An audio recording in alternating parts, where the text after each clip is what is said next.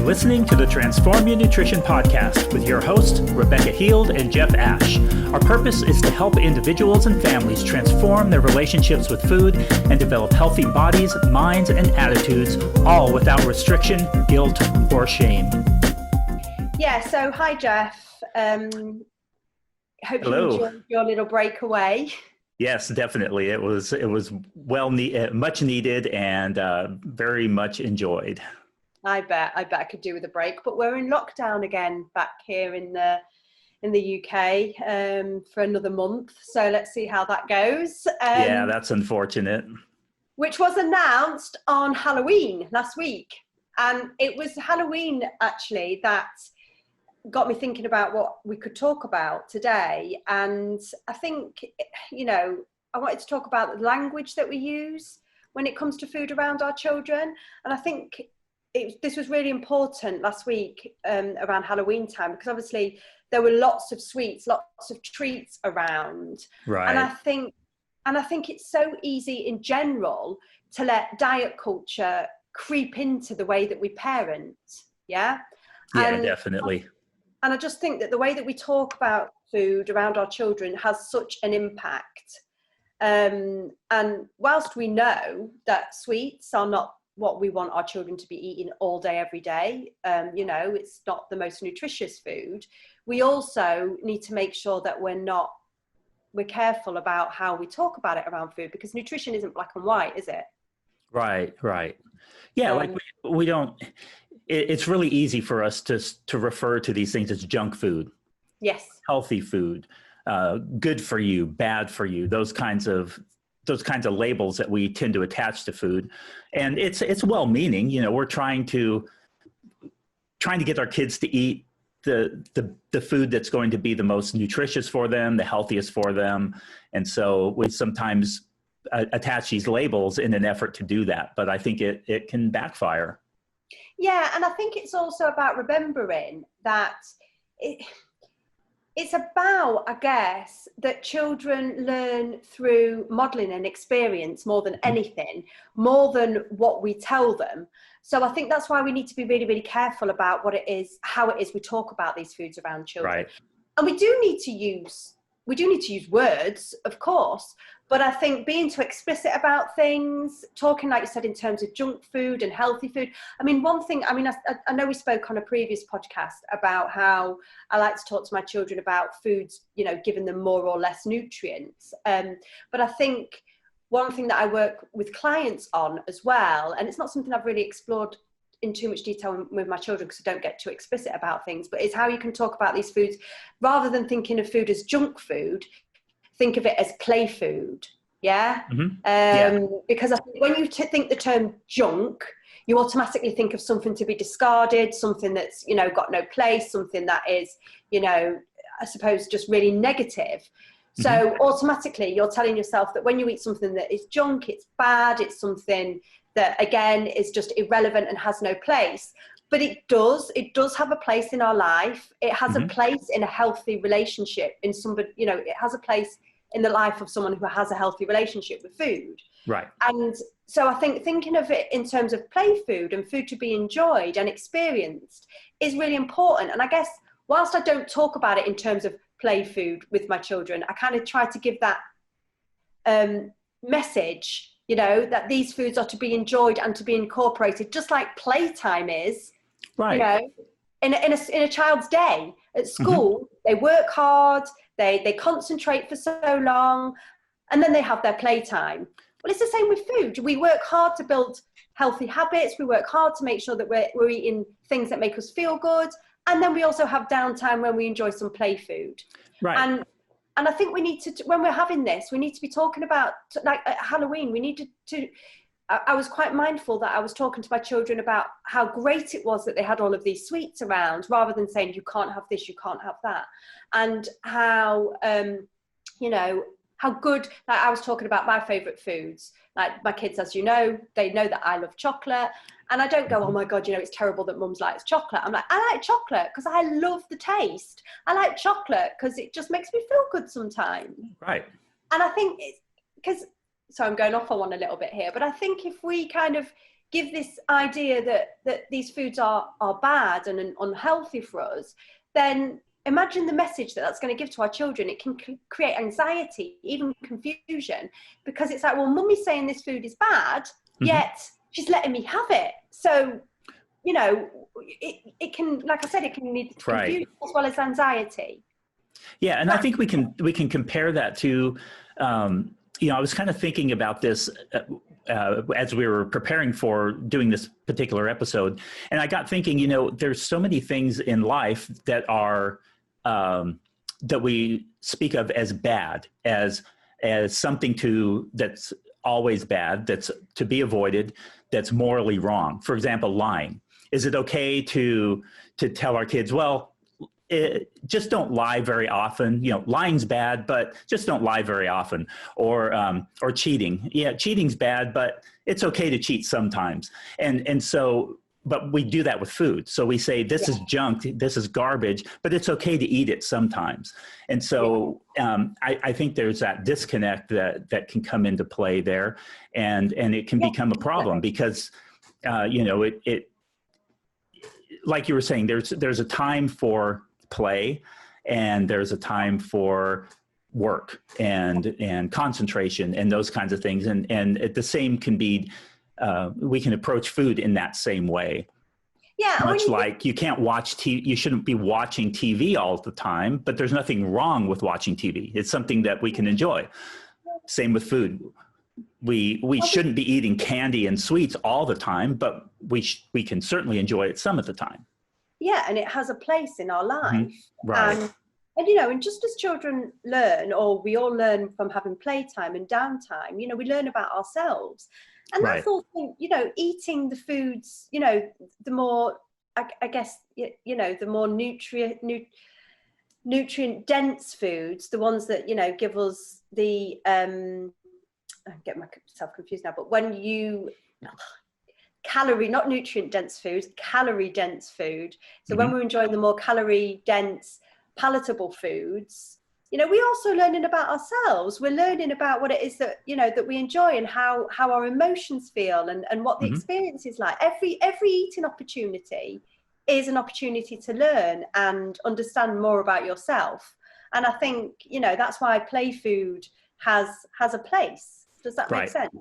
As well as providing that downtime.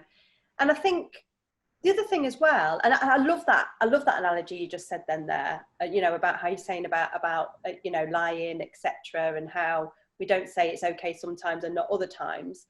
But also as well, you know, if we're talking about sweets as bad, you know, we're also kind of creating this idea of it being shameful. Right. You know? Exactly. Something that, and this can, you know, it can really lead to like Luca was saying earlier, I know he was joking, you know, but if a child feels shame for eating certain foods, then, you know, maybe they're going to grow up wanting to do it in secret. And exactly, you know, we know where that can lead. Yeah. So, well, we both have worked with clients who are trying to get their nutrition in check, and we know that they are lying to us about what they're eating, because they may point out, hey, this is what I ate today, but for some reason they're gaining weight, and we're thinking, well, there's something missing here. And then eventually we find out, okay, they're straight up lying to us. They're giving us money to help them accomplish this goal, but they're lying and hiding the fact that they're eating a candy bar. And because they feel like, well, I can't let my nutritionist know that I'm eating candy, because that's bad. That's a shameful thing. And so I'm just not going to tell them. I'm going to only tell them the good stuff. And it's like, no, there's nothing wrong with eating that. And in fact, I send all my clients a message on their birthday to go out and enjoy something really not, you know, go out and enjoy your birthday meal and eat some dessert and I tell my clients enjoy to do that time. Every day. Right. But I make a point of it on their birthday to tell them, and they always say, thanks for the reminder. And but I think that's just, and, you know, coming back to kind of when you were talking about modeling, the importance of modeling our eating rather than just educating, like saying, okay, this, you know, eat protein, eat this, eat that, there's a place for that, but I think the modeling of it is great. Yeah. And I think that the fact that you're so open, and I've heard you talk about this in front of your kids, you're very open about the fact that you love chocolate and you're going to eat some chocolate, probably most days. And you're not doing it in secret. You're not hiding your candy bar in your bedroom and eating it in secret so that the kids don't see you. You're just enjoying it. And they're able to see that, oh, hey, mom can enjoy chocolate and she does it in moderation and she eats these other foods and there's nothing wrong with doing that. And she allows us to eat that, and she doesn't call it junk or garbage or naughty food or anything like that. And so I think that's kind of a good thing to point out too, is that not only the language that we use, but the behavior that we use. So having our kids see us enjoying these things and is important. And I think that's my point. When I talk about the language, I'm talking more about, you don't need to worry too much about, you know, always talking positively.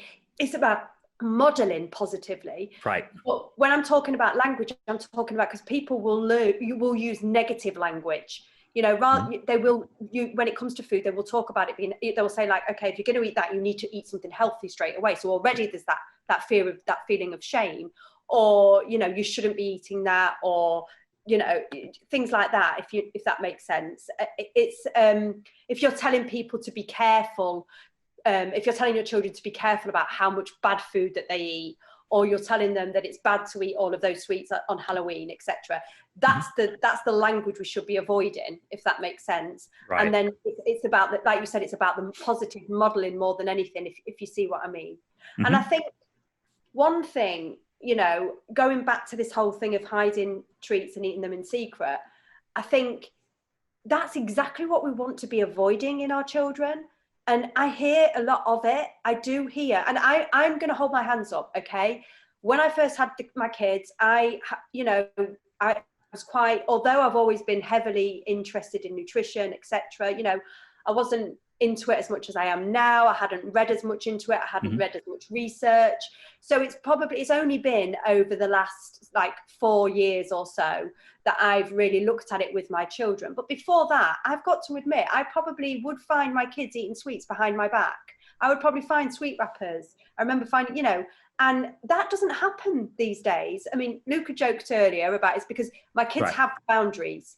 My kids have structure. They do. Yeah. They are not allowed to just eat donuts all day. Exactly. Okay? And we have to have that. Yeah. You have to have that, okay? But they do know that they are going to have those kind of treats every day. Every day, my children do have some form of chocolate or sweets, or they do, and they know it's just the norm, and they know they don't have to finish their plate to get it. They do know they have to wait until the allocated time in the day to eat. Right. But they know that they don't have to go away and hide sweets. And eat them behind my back. Mm-hmm. And, you know, I do hear that sometimes with families, like, oh, you know, I found them in the shed eating X, Y, Z. And you've got to think, okay, if that's happening in your house, you need to maybe think about how you are talking about food, how you are modeling your behaviors. Does that make sense? Absolutely. There's so many things that we do as parents, I think, that carry over into that arena, and food is one of them. When we start restricting or talking so negatively about certain kinds of foods, then our kids may tend to gravitate toward those things, and then they'll start hiding them because they still want to enjoy them, but they know that they're naughty, so they think they have to hide them or sneak them in order to enjoy them. And the same is true for so many other areas of parenting. I think, you know, one of the things that as a parent that I made a conscious effort to do was to be very open and honest with my kids about, obviously age appropriate, but about things that I struggled with when I was their age.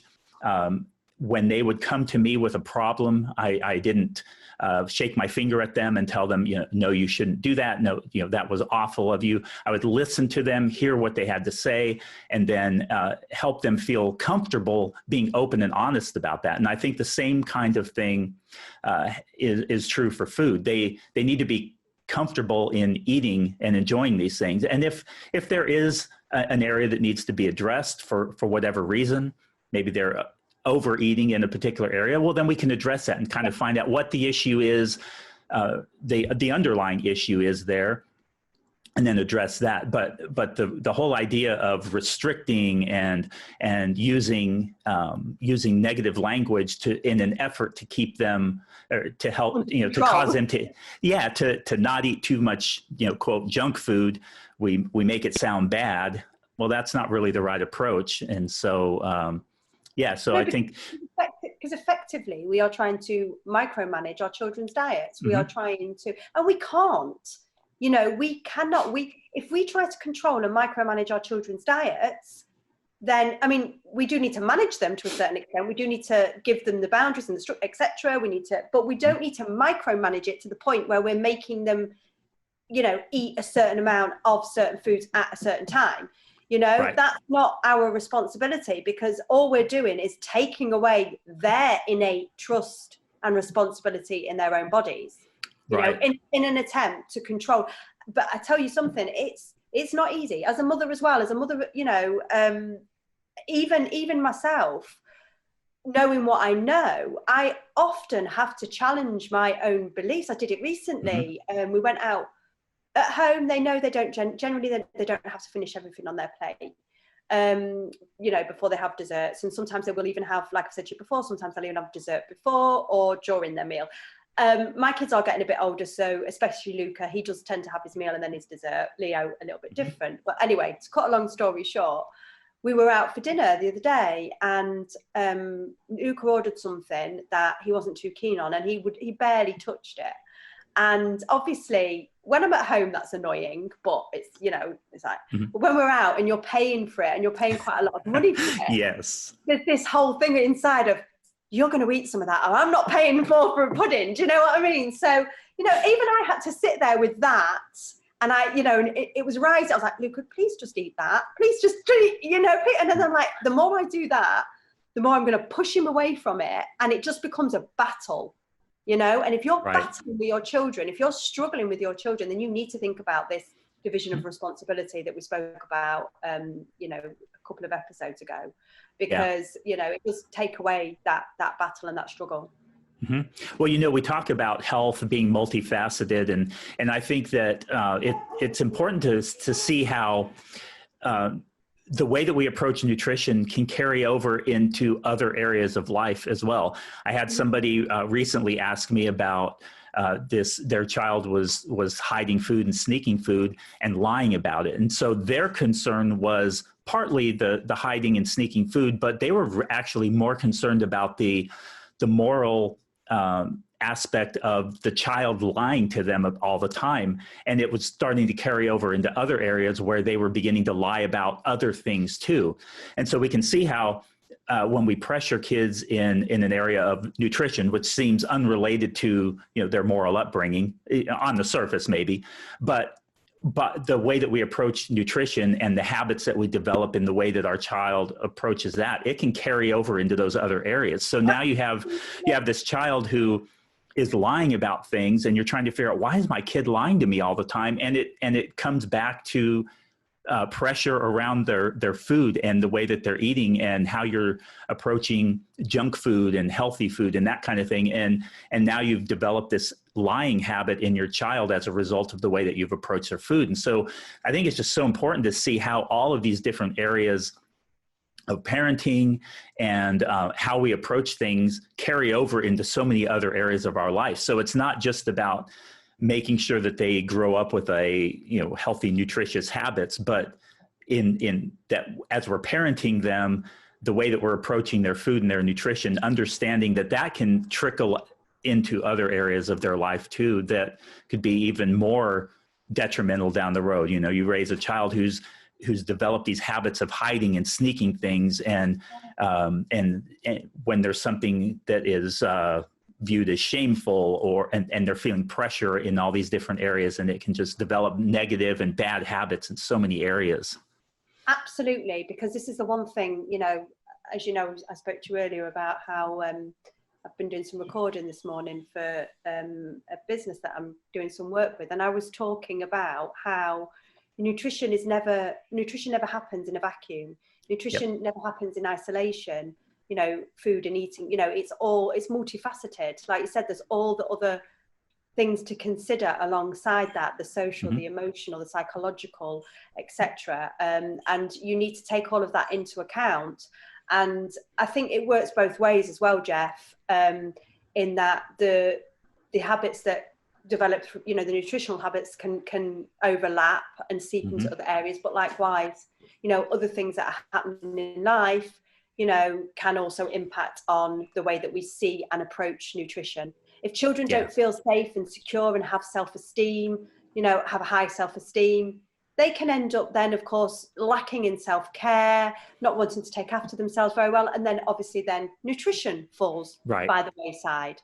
And then, of course, there is the whole, you know, if children are struggling emotionally and there are issues around food, they're going to go to food. Then rather than developing the emotional intelligence and the emotional awareness that they need to understand why they're driven to food, or to understand what, because we all, even as children, we want to comfort eat because we want, you know, we're driven to eat emotionally or to comfort eat because our bodies need something. And sometimes food does fill that gap, and that's absolutely fine.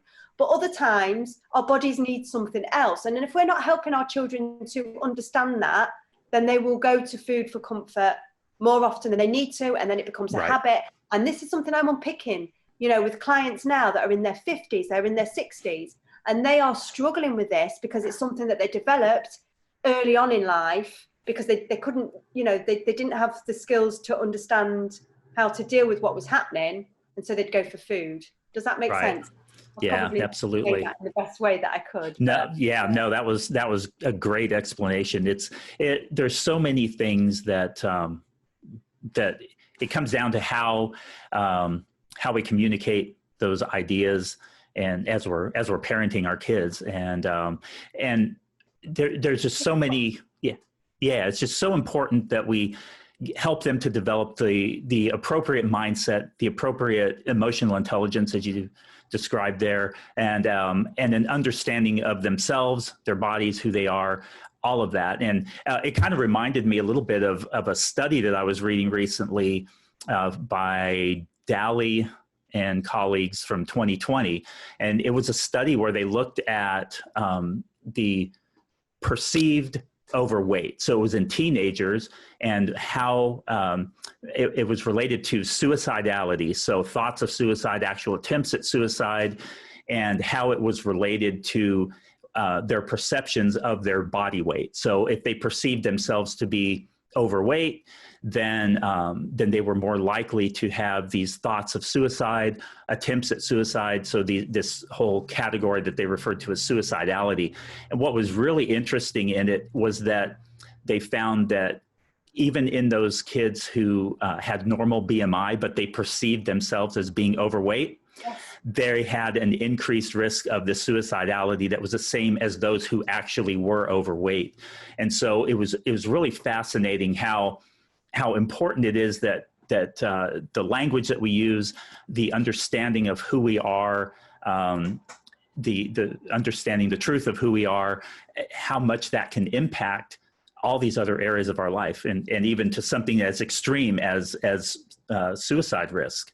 Yeah, no, absolutely. And you know what, Jeff, you've just opened us up to another topic, in all honesty. Yeah. I mean, I think it's really important that we do talk about this as well. And it's about, ultimately, like you've just said then, it comes so much down to body image and down to the pressure from society and even the, you know, the cultural, pressures, etc.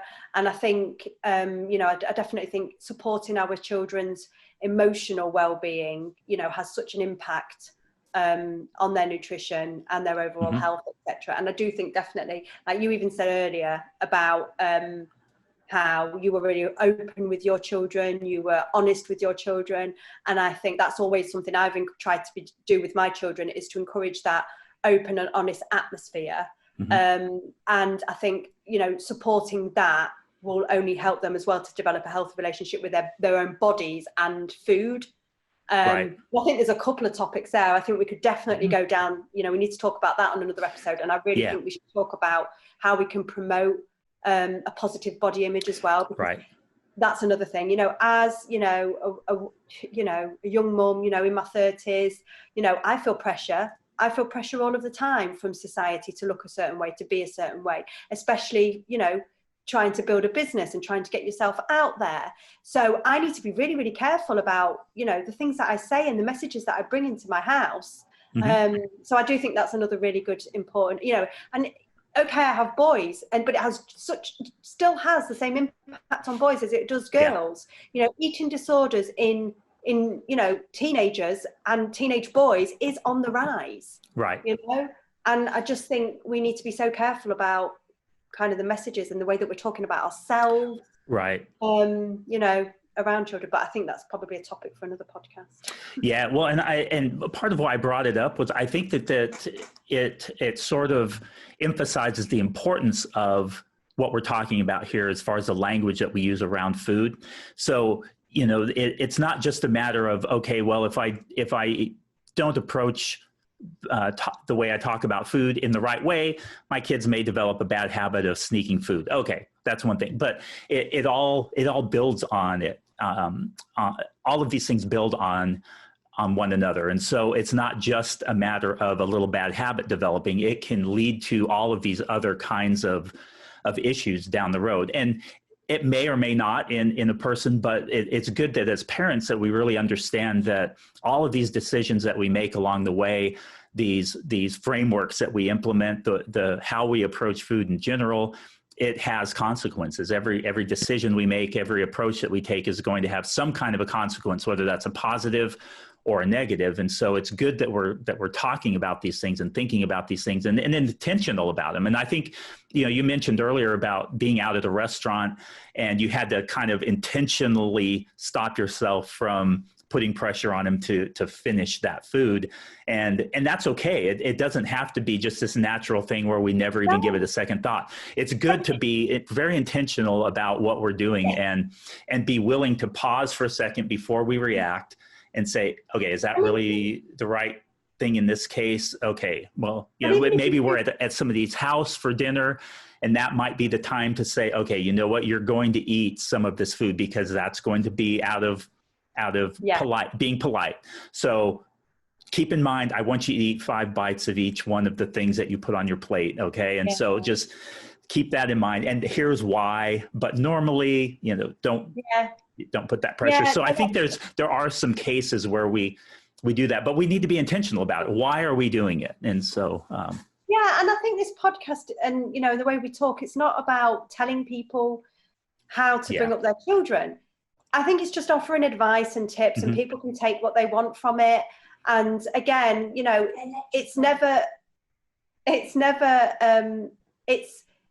what's the word? It's a dynamic process and we're always learning along the way. And it's a little bit like when I talk about, you know, body acceptance and stuff like that. You never 100% get there. Because you know, some days you'll feel good, some days you'll feel bad, some days you'll, you know, you'll see an image and it makes you feel good. Some days you'll see an image and it will make you feel bad.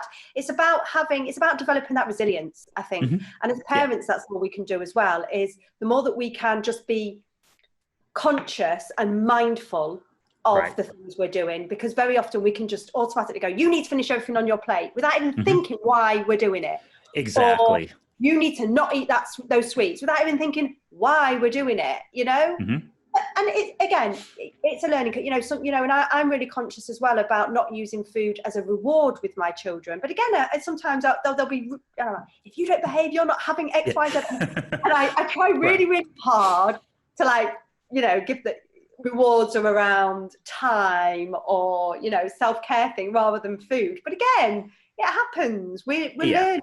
But if our children see for the most part, or we model the right approach for the most part, I think that's all we can strive for, isn't it? I think.